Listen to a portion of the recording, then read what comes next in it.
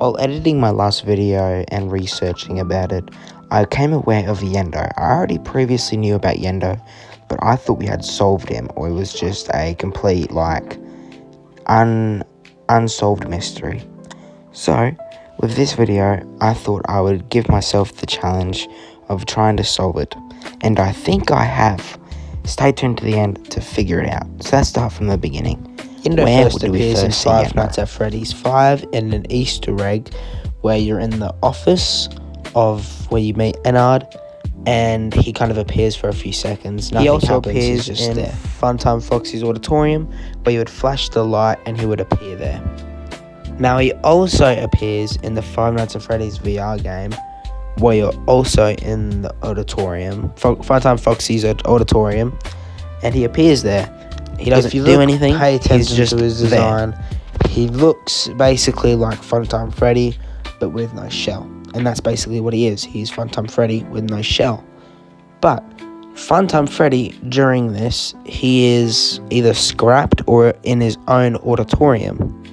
So, my basic theory is that William Afton was making Yendo to kind of mimic the Mimic, so he could basically make an army of them.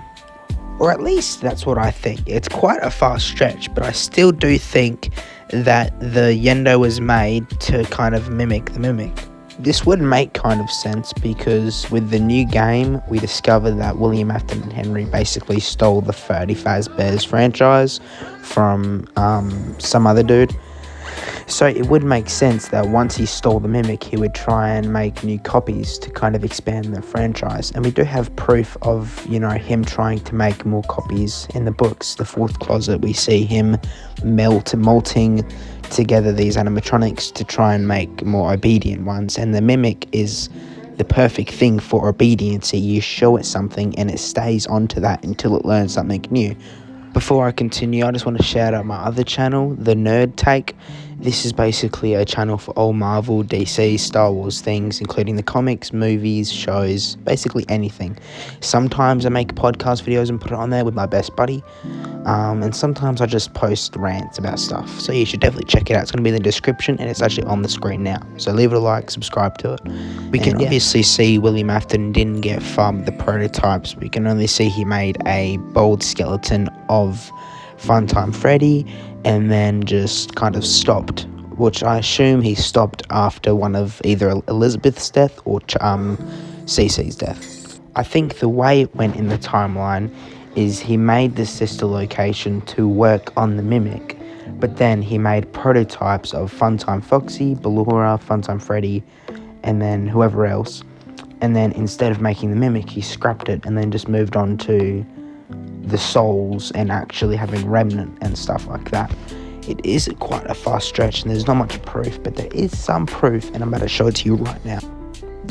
In FNAF World, they use a lot of stuff to kind of tease FNAF's location. So in FNAF World, in the code, we can see FNAF World talking to Scott Games, and something that really stood out to me is someone saying, "Yes, I can. You will do everything that tell you to do." Now, that seems like something that Mimic would try and mimic. So I'm assuming it's William Afton saying that you will follow everything I do. Now, in Security Breach, what we can see in Security Breach is that they try and kind of copy the same technology that William Afton was using. And in one of Matt Pat's theories, there's a theory that his wife kind of took over the Fazbear franchise in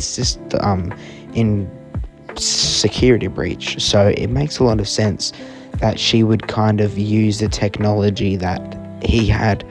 And anyway, in the code, we can see two people talking, and I'm assuming one of it is the Mimic, and the other one would be her. And they sound identical to what the FNAF World code says. It says, "Stay the course, focus on my voice, I will. Don't let anyone lead you, I won't. Have you selected one? I have." And then it has head -- body. The two things that stand out to me is focus on my voice and don't let anyone lead you astray, and also have you selected one. this seems crazy, but I want to focus on my voice. This would be William Afton and Miss Afton kind of making sure the mimic doesn't mimic other things that they don't want it to mimic. Now let's have a look at some of the similarities between Yendo and the mimic. The two main things I want to have a look at are the eyes and the teeth. Let's start off with the mimic. The mimic's teeth are kind of small, but they're individual, so it's not just a whole row. They're their own individual slots.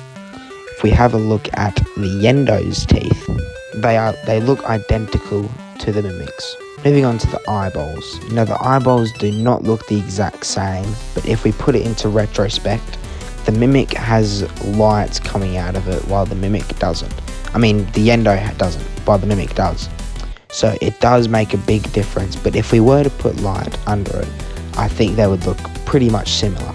You might be thinking, Golden, the FNAF stuff and the mimic are two different things because they're created by two different people. No. We can see in the restaurant that the previous owner of Freddy Fazbear's Pizzeria made, we see Candy Cadet in the back, and he tells us a story. So they definitely are mixed, and I would say there's no reason that the William Afton wouldn't try and expand onto what Edwin was doing, technology-wise. So here's the whole theory put together. After William Afton and Henry stole Edwin's company, William Afton and Henry, they split apart after FNAF 2. Once that happened, William Afton made his sister's location to work on Yendo to make a new mimic. In doing so, he changed his plans, made the Funtime animatronics, and instead of focusing on the mimic, made Remnant, or discovered Remnant, and then that's what the focus is on the rest of the games. It's honestly quite a stretch, but there's not much more. Like, this is the most reasonable theory out of all the other stuff.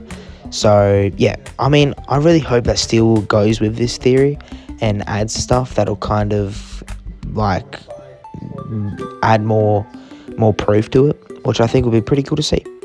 So yeah, thank you for watching this video. It's a pretty short video, not gonna lie. I am like away for a few days. I'm just kind of busy with family stuff and school. But it's the holidays, so I'm going to be busting out videos every week. So stay tuned for that. Subscribe, leave a like, put notifications on to see those videos.